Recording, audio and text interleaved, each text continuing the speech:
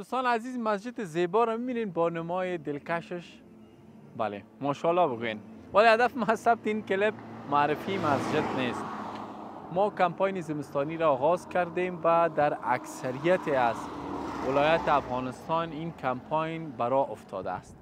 فامیلای نیازمند کمک و دستگیری میکنیم. برای هر خانواده نزدیک به 10,000 افغانی قرار دادیم. شما هم در این کمپاین با ما همراه شوین. از طریق‌های مختلف میتونین با ما تماس بگیرین. اگر این توانایی ندارین این کلیپ با دوستایتان شریک کنین.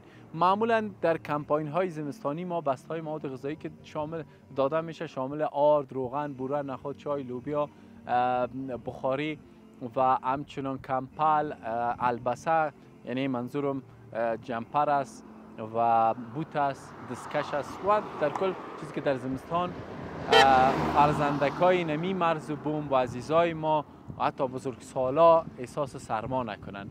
ما در سال گذشته حتی در دورترین نقطه افغانستان که همان ولایت غور است و کمتر به یاد بنیادهای خیریه متاسفانه میفته، ما اونجا نیز بسته‌های مواد غذایی را بردیم. اگر شما هم میخواین که در این کمپاین سهم بگیرین این کار مشاهده میکنین. و السلام علیکم.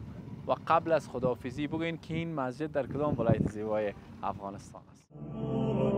وسحقا لذاك الذي قد غادر هنيئا لمن أخلص الحب عمره وسحقا لذاك